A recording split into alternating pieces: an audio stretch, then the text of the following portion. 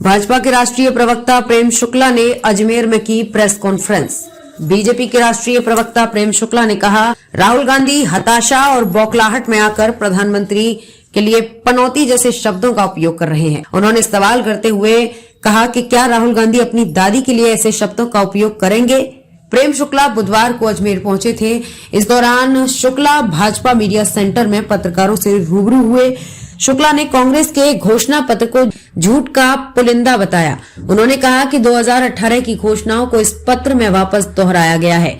Media से रूबरू होते हुए बीजेपी के राष्ट्रीय प्रवक्ता प्रेम शुक्ला ने कहा, कांग्रेस के नेता राहुल गांधी हताश और बौखलाहट में आकर प्रधानमंत्री नरेंद्र मोदी के लिए पनौती जैसे शब्दों का उपयोग कर रहे हैं। उन्होंने कहा कि वर्ष 1982 के एशियाड खेलों के दौरान हॉकी के मैच में प्रधानमंत्री इंदिरा गांधी और राजीव गांधी की मौजूदगी के बावजूद भारत मैच हारा। क्या राहुल गांधी अपनी दादी के लिए ऐसे ही शब्दों का उपयोग करेंगे। उन्होंने कहा कि ओलंपिक संघ के अध्यक्ष सुरेश कलमाड़ी भ्रष्टाचार के आरोप में जेल में हैं। ऐसी बयानबाजी से स्पष्ट है कि कांग्रेस को अपनी पराजय नजर आ रही है। भी समय पर नहीं दिया जा सका, ये दशा है। उन्होंने वादा किया था कि बिजली का बिल, बिजली की कीमतें, कांग्रेस की सरकार आई तो बिजली की कीमतों में इजाफा नहीं किया जाएगा। लेकिन पिछले 5 वर्षों में 9 बार बिजली की दरों में बढ़ोतरी की गई है। 2018 में श्रीमती वसुंधरा राजे की सरकार के समय राजस्थान में बिजली की दर 5.55 रुपए प्रति यूनिट था, जो अब 11.9 रुपए प्रति यूनिट तक बढ़ चुका है। 27 लाख बेरोजगारों को 3,500 रुपए प्रति माह बेरोजगारी भत्ता देने का उनकी घोषणा थी। एक भी बेरोजगार के खाते में 1 रुपए की राशि भी श्रीमान अशोक गहलोत नहीं पहुंचा सके। तो उन्होंने जो 44 पेज का उनका जो पुराना घोषणा पत्र था, उसी में थोड़ा हेर फेर करके 44 पेज तो वही है और 41 पेज नए उन्होंने झूठ परोसा है। तो उन्होंने इस घोषणा पत्र में अपने झूठ को 2 गुना कर दिया है। उनका घोषणा पत्र जो है, गरीबी हटाओ, तो हम लोग को पता ही है कि श्रीमती इंदिरा गांधी गरीबी हटा रही थी, श्रीमान राजीव गांधी गरीबी हटा रहे थे, डॉक्टर मनमोहन सिंह तक गरीबी नहीं हटी। आदरणीय नरेंद्र मोदी जी की सरकार में, ये मेरा दावा नहीं है, अंतर्राष्ट्रीय मुद्रा कोष का कहना है कि नरेंद्र मोदी जी के कार्यकाल के पहले 6 वर्षों में 13.5 करोड़ लोगों को गरीबी रेखा से बाहर निकाला गया है। अभी उन्होंने चिरंजीवी योजना की बात की कि हम 25 लाख रुपए की राशि 50 लाख रुपए तक ले जाएंगे। कल ही एक पत्रकार ने कांग्रेस की प्रवक्ता और प्रमुख नेत्री से इस बारे में सवाल पूछा, तो वो आक्रोश में आकर उस पत्रकार से अभद्रता कर रही थी, क्योंकि चिरंजीवी योजना के लाभार्थियों की संख्या बता पाने में वो असमर्थ थी। तो जब हम असमर्थ होते हैं तो अपनी खीज पत्रकारों पर उतारें, ये अच्छा नहीं है। और बारंबार जो है, आपने जो घोषणाएं की और पूरी नहीं कर सके, उसका दोष पत्रकारों को तो नहीं दिया जा सकता ना।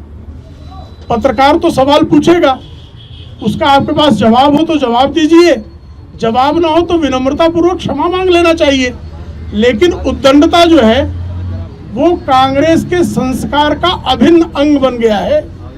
इसलिए जो है, उनके सर्वोच्च नेता गालीबाजी के बाद जब उनसे अदालत कहता है कि आपने जो गाली पिछड़े समाज को दी है, उसके लिए हम आपको क्षमा मांगने का अवसर देते हैं। लेकिन 1982 के एशियाड में हर कोई जानता है कि पराजित खिलाड़ियों से मिलने की जहमत भी श्रीमती इंदिरा गांधी और श्रीमान राजीव गांधी ने नहीं किया था। तो क्या जो शब्द का प्रयोग श्रीमान राहुल गांधी आदरणीय नरेंद्र मोदी जी के लिए कर रहे हैं, उसी तरह की भाषा का प्रयोग क्या वो अपने पिता और अपनी दादी के लिए करना चाहेंगे? 2010 में कॉमनवेल्थ खेल हुए, और कॉमनवेल्थ खेल जो है वो खेल से अधिक भ्रष्टाचार के खेल के लिए कुख्यात हुए। तत्कालीन भारतीय ओलंपिक संघ के अध्यक्ष जो कॉमनवेल्थ खेलों के आयोजक भी थे, श्रीमान सुरेश कलमाडी तत्कालीन सांसद हुआ करते थे कांग्रेस के, उन्होंने जेल यात्रा भी की और कॉमनवेल्थ खेलों में भारतीय पदक तालिका में कितना पिछड़े ये भी हर कोई जानता है। तो क्या उसके लिए डॉक्टर मनमोहन सिंह को जिम्मेदार कहेंगे? 1987 में पहली बार भारत में क्रिकेट का विश्व कप आयोजित हुआ, तब श्रीमान राजीव गांधी इस देश के प्रधानमंत्री हुआ करते थे। सेमीफाइनल में इसी ऑस्ट्रेलिया के हाथों भारतीय टीम को दारुण पराभव का सामना करना पड़ा। तो क्या श्रीमान राहुल गांधी अपने पिताश्री के लिए भी इसी तरह के शब्दालंकारों का प्रयोग करना चाहेंगे? ये एक सवाल है उनसे। और ये हो क्यों रहा है? हर किसी के मन में स्वाभाविक जो है एक प्रश्न पैदा होता है कि कांग्रेस अभद्रता और अपशब्द की भाषा पर क्यों आमादा है। तो कांग्रेसी जब कभी अपशब्द पर आमादा होते हैं तो समझे कि उनका उस चुनाव में पराजय जब निश्चित हो जाता है, उनके पास जनता को रिझाने के लिए, जनता को समझाने के लिए, जनता को आश्वस्त करने के लिए जब उनके पास शब्द संचय शेष नहीं बचता है, तब वो आदरणीय प्रधानमंत्री जी के लिए अभद्र शब्दों का प्रयोग और अपशब्द बोलना प्रारंभ करते हैं। अभी कल ही ठगी और 420 के मामले में, जिसमें श्रीमती सोनिया गांधी अभियुक्त हैं, श्रीमान राहुल गांधी अभियुक्त हैं, कांग्रेस के अन्य कई राष्ट्रीय नेता अभियुक्त हैं, ऐसे नेशनल हेराल्ड के मामले में 752 करोड़ रुपयों की एसोसिएट जर्नल जो नेशनल हेराल्ड का आजकल संचालक है, उस कंपनी के 752 करोड़ रुपयों की संपत्ति को प्रवर्तन निदेशालय के अधिकारियों ने जब्त करने का स्वागत है। आज की इस पत्रकार वार्ता में आदरणीय के मिश्रा जी, डॉक्टर के मिश्रा जी, आदरणीय यादव जी, अनीश जी, रचित जी, आदरणीय झा जी और पत्रकार मित्रों, जिस तरह से विधानसभा चुनाव में कांग्रेस दारुण पराभव के कगार पर खड़ी है, उसका परिणाम है कि कांग्रेस के नेताओं की भाषा अत्यंत निचले स्तर पर उतर चुकी है। आदरणीय प्रधानमंत्री जी के लिए जिस तरह की भाषा का प्रयोग कांग्रेस के नेता श्रीमान राहुल गांधी ने किया, वह कांग्रेस की भाषाई हताशा का प्रमाण है। कुछ दिन पहले कांग्रेस के राष्ट्रीय अध्यक्ष श्रीमान मल्लिकार्जुन खड़गे जी ने आदरणीय प्रधानमंत्री जी के स्वर्गीय पिता को लेकर भी अत्यंत अपमानजनक टिप्पणी की थी। अब उससे भी जैसे कांग्रेस में लगा हो कि एक दूसरे से होड़ चल रही हो कि आदरणीय प्रधानमंत्री जी के लिए अपशब्दों का प्रयोग करने में कौन आगे बढ़ेगा। मल्लिकार्जुन खड़गे ज़्यादा कड़ी भाषा का प्रयोग, गाली वाली भाषा का प्रयोग करेंगे कि श्रीमान राहुल गांधी गाली वाली भाषा का प्रयोग करेंगे कि कांग्रेस के अन्य नेता गालीबाजी वाली भाषा का प्रयोग करेंगे, इसकी होड़ चल रही है। जिस तरह की दुर्भाग्यपूर्ण राजनीति कांग्रेस कर रही है, यह उसके वैचारिक पतन का प्रमाण है।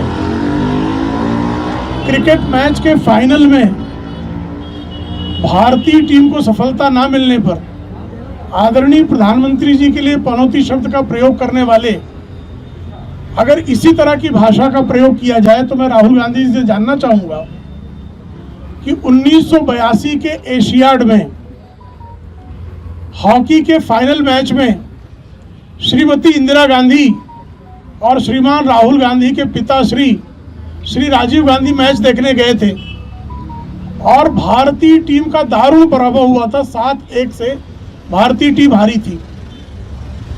स्टेडियम से जब भारतीय टीम की पराजय दिखी तो स्टेडियम छोड़कर श्रीमती इंदिरा गांधी और श्रीमान राजीव गांधी चले गए आदरणीय प्रधानमंत्री जी ने तो खिलाड़ियों का मनोबल बढ़ाया, उनको हतोत्साहित न होने के लिए सुझाव दिया। नरेंद्र मोदी जी की सभाओं को जनता का प्रतिसाद मिल रहा है, जिस उत्साह के साथ अभी कल ही शाम में जयपुर का रोड शो हुआ है या विविध सभाओं में जिस तरह से राजस्थान की धर्मप्राण जनता उमड़ रही है, उसको देखकर कांग्रेसी हार के लिए निश्चित है और भारतीय जनता पार्टी का 2/3 बहुमत से सरकार बनना तय दिखाई दे रहा है।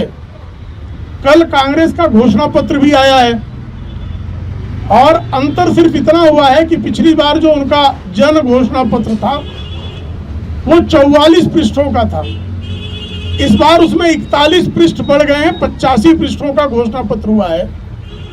और उसमें भी चूंकि उन्होंने जो 44 पृष्ठों का जो घोषणा पत्र 2018 में जारी किया था, उसमें से अधिकांश उनकी जो घोषणाएं हैं वो अधूरी रह गई।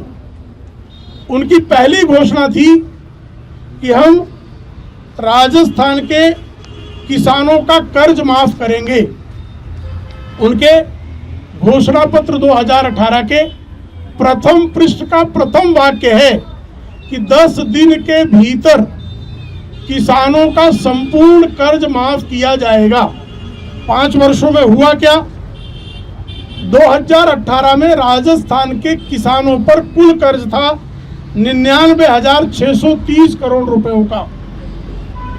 5 वर्षों के कार्यकाल में श्रीमान अशोक गहलोत ने सिर्फ सहकारी बैंकों के जो ऋण थे किसानों पर उसको माफ किया, जिसकी कुल राशि लगभग 5,000 करोड़ रुपयों की थी। यानी 95% कर्ज किसानों के माफ नहीं हुए। जो 10 दिन में माफ करने की बातें कर रहे थे वो 5 वर्ष में भी अपनी घोषणा को पूरा नहीं कर सके। और खुद राजस्थान के मंत्री महोदय ने राजस्थान की विधानसभा में यह बताया कि 19,400 से अधिक किसानों की जमीन कर्ज के कारण, कर्ज वापस न लौटा पाने के कारण कुर्क कर ली गई। तो किस तरह से कांग्रेस झूठ बोलती है वो आप भली भांति जानते हैं। उनके पिछली बार के घोषणा पत्र में जो 27 प्रमुख बिंदु थे उनमें से एक भी पूरा करने में कांग्रेस असमर्थ रही है। पिछली बार जो है उन्होंने घोषणा की थी अपने घोषणा पत्र में कि 5,000 परिवहन विभाग की नई बसें खरीदी जाएंगी। राजस्थान के पत्रकार भली भांति जानते हैं कि 500 नई बसें भी नहीं आई। यहां तक कि परिवहन विभाग के कर्मचारियों की दिवाली भी काली गई। कृपा करके मुझे बताइए, 1931 तक तो जातिगत जनगणना हो रही थी, जातिगत जनगणना बंद किसने किया? तो क्या पंडित जवाहरलाल नेहरू जाति के विरोधी थे? 2011 में, जो नेहरू जी की बात छोड़ दीजिए क्योंकि कांग्रेस आजकल नेहरू जी का नाम नहीं सुनना चाहती, लेकिन जातिगत जनगणना के मुद्दे पर 2011 में, चूंकि जाति जनगणना का जो विभाग है वो गृह मंत्रालय के मातहत होता है, तत्कालीन गृह मंत्री पी चिदम्बरम का जातिगत जनगणना पर जो बयान है वो उठाकर देख लीजिए, वही कह रहा था। और जब मंडल आयोग की सिफारिशों को लागू करने का निर्णय विश्वनाथ प्रताप सिंह की सरकार ने लिया तो श्रीमान राहुल गांधी के पिता श्रीमान राजीव गांधी ही कह रहे थे इससे देश बंट जाएगा। हम जातिगत जनगणना के विरोध में नहीं है, आदरणीय अमित शाह जी ने स्पष्टता से कहा है, लेकिन इसका सतर्कता पूर्वक जातिगत जनगणना होनी चाहिए, क्योंकि 2011 की जो जातीय जनगणना हुई उसमें इतनी ज्यादा त्रुटियां थी कि उन आंकड़ों को जारी करने में सरकार विफल रही। इसलिए आदरणीय अमित शाह जी जो जनगणना विभाग के प्रभारी मंत्री भी हैं, उन्होंने स्पष्ट किया है कि हम सतर्कता पूर्वक जनगणना करना चाहेंगे।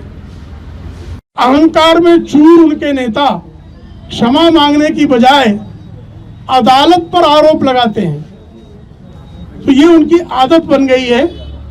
उसी तरह क्या एक प्रदर्शन, कुत्सित प्रदर्शन कल उनकी एक प्रमुख नेत्री ने पत्रकारों के साथ किया है, क्योंकि चिरंजीवी योजना के लाभार्थियों की संख्या वो बता पाने में असफल है। भारतीय जनता पार्टी की केंद्र की सरकार ने आयुष्मान योजना लाया, 1,37,00,000 लाभार्थी पूरे देश में उस योजना के हैं और आधार कार्ड से जुड़े हुए हैं। ऐसे में उनकी संख्या तो सहज रूप से बताई जा सकती है, अपडेट होते रहता है। तो चिरंजीवी योजना के लाभार्थियों की संख्या बताने में संकोच का कारण क्या है? संकोच का ये कारण है कि किसी को लाभ मिला ही नहीं है, ऐसी संख्या ही उनके पास नहीं है। तो ऐसे में झूठ के बल पर, छल के बल पर, प्रपंच के बल पर सत्ता का संचालन तो कर लिया गया, लेकिन अब जनादेश प्राप्त करना कठिन है। इसी हताशा में एक बार फिर से प्रधानमंत्री आदरणीय नरेंद्र मोदी जी के लिए अपशब्दों का प्रयोग प्रारंभ हुआ है। लेकिन आदरणीय प्रधानमंत्री जी स्वयं कहते हैं कि उनके विरोधी उनको जितनी गालियां देते हैं, इससे उनका काम करने की ऊर्जा में वृद्धि होती है।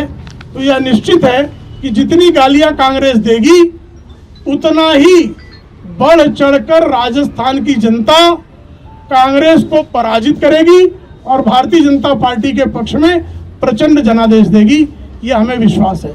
आप लोगों के कोई प्रश्न हो तो सादर आमंत्रित है।